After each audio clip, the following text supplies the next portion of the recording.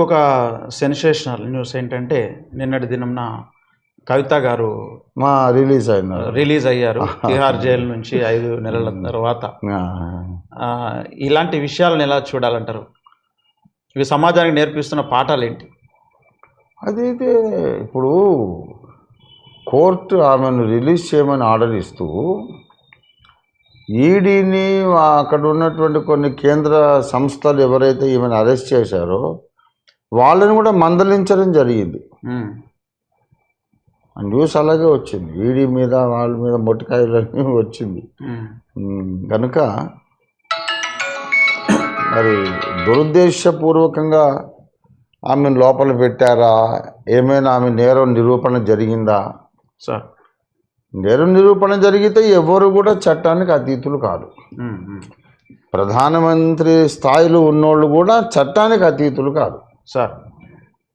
కనుక నేరం నిరూపించి శిక్షించండి, అంతేగాని తీసుకుపోయి లోపల పెట్టి ఎంక్వైరీ అంటే ఇప్పుడు ఈమెను పట్టుకొని ఎంక్వైరీ చేస్తే తప్ప తెలియని విషయాలు ఏముంటాయి?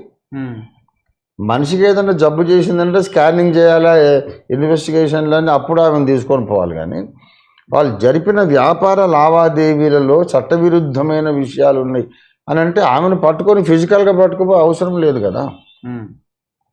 జరిగిన లావాదేవీలన్నీ మీరు కూలంకషంగా పరిశోధించి ఎనఫ్ ఎవిడెన్సెస్తో కోర్టులో నేరం రుజువుపరిచి అరెస్ట్ చేయవచ్చు కదా. అయితే రుజువు కాకముందే ఎంక్వైరీ కొరకని పట్టుకుపోయేది ఇప్పుడు పద్ధతి నడుస్తుంది. జగన్మోహన్ రెడ్డి గారిని అట్లా లోపల పెట్టారు, కవితమ్మని అట్లా లోపల పెట్టారు. మరి ఇప్పుడు ఎంక్వైరీ చేసి ఇన్ని సంవత్సరాలు మరి వాళ్ళు ఏం ప్రూవ్ చేశారు? ఇన్ని నెలల తర్వాత. అలాగే కేజ్రీవాల్ గారిని. కనుక ఉన్నత స్థానాల్లో ఉన్న వాళ్ళ మీద, వాళ్ళు ప్రతిపక్షంలో ఉన్న వాళ్ళైతే వాళ్ళ మీద కక్ష తీర్చుకోవడానికి ఈడీ కేంద్ర ప్రభుత్వం చేతిలో ఒక పనిముట్లాగా పనికొస్తుంది అనేది ప్రజల్లో ఏర్పడిపోయింది అభిప్రాయం. ఒక హై ప్లేస్డ్ పొజిషన్స్లో ఉన్నటువంటి ఉన్నత స్థాయి రాజకీయ నాయకుల మీద పగ తీర్చుకోవాలి, కక్ష సాధింపు చర్యలు చేయాలంటే ఈడీ దాన్ని ప్రశ్నించడానికి అవకాశం లేదు. తీసుకెళ్ళిపోతారు, కన్ఫైన్మెంట్ చేస్తారు. ప్రశ్నిస్తున్నాం.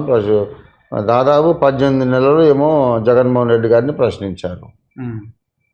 ఇప్పటిదాకా ఏ నేరము ఛార్జ్ షీట్ లేదు, ఏమీ లేదు, దాన్ని ప్రూఫ్ చేసింది లేదు, ఏమి లేదు. మరి ఆయన కోల్పోయినటువంటి 18 నెలల లైఫ్ టైం ఆయనకి ఎవరు ఇస్తారు మళ్ళీ? కనుక ఇది చాలా విచారం ఏంటంటే ఈ ప్రభుత్వ పరిపాలనలో ఉన్నటువంటి పరిపాలన యంత్రాంగంలో ఉన్నటువంటి కొన్ని సంస్థలు రాజకీయ కక్షలు తీర్చుకోవడానికి సాధనాలుగా మారిపోయినాయి. లోపల పెట్టారు, అవసరం ఏమున్నది? ఆమె ఇప్పుడు అదేదో సారా కుంభకోణం అంటున్నారు. ఎవరికి లంచాలు ఇచ్చారు, ఎంత ఇచ్చారు, ఇదిగో ప్రూఫ్స్ అని తీసుకొచ్చి ఇప్పుడు అక్కడ కలకత్తా జూనియర్ డాక్టర్ క్రిమేషన్ కూడా అయిపోయిన తర్వాత కూడా సీసీ ఫుటేజ్ చూసి ఒకడు కాదు 8 మంది ఉన్నారు, ఇది అది మొత్తం అంతా సిబిసిఐడి కూపి లాగుతున్నారు. అంతటి డీప్ ఇన్వెస్టిగేషన్ అవకాశం ఉన్నప్పుడు ఒక మనిషిని ఫిజికల్గా లిఫ్ట్ చేయాల్సిన అవసరం ఏముంది? తగిన ఆధారాలతో కోర్టు ముందుకెళ్ళి సబ్మిట్ చేసి చట్టపరంగా శిక్ష అనేది ప్రకటింపజేసి అప్పుడు తీసుకోండి.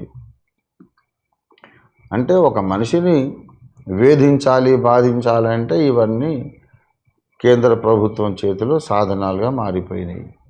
ఇది కరెక్ట్ కాదు అని కోర్టు కూడా మందలించింది. ఎనీవే, ఇంకా అసలు ఇప్పటికీ కూడా నేరము ప్రూఫ్ అనేది జరగలేదు. అన్ని వాదనలే వినబడుతున్నాయి. కాబట్టి మొత్తం మీద కవిత గారికి అభినందనలు యథార్థవాది పక్షంగా, ప్రజాబంధు పార్టీ పక్షంగా, రాష్ట్రీయ క్రైస్తవ పరిషత్ పక్షంగా వారికి అభినందనలు. ఇప్పుడు కవితమ్మ గారు పాదయాత్ర చేస్తానని అంటున్నారు. సార్ అవును, ప్రజల్లోకి చొచ్చుకెళ్ళి ఇలాంటి అక్రమాలు అన్యాయాలు చేస్తున్నారు, ప్రజలందరూ మేల్కొనాలి. ప్రజలే కదా అంతిమ న్యాయ నిర్ణేతలు, ప్రజలే రాజులు. కనుక వాళ్ళ దృష్టికి ఈ అన్యాయాన్ని తీసుకెళ్తానని ఒక మంచి తీర్మానం చేశారు ఆమె. ఆ విధంగా ఆమె పార్టీ కూడా బలపడుతుంది, ప్రజలు కూడా ఎడ్యుకేట్ అవుతారు. మళ్ళీ నెక్స్ట్ ఎలక్షన్స్లో తీర్పు వస్తుందో మనకు తెలియదు.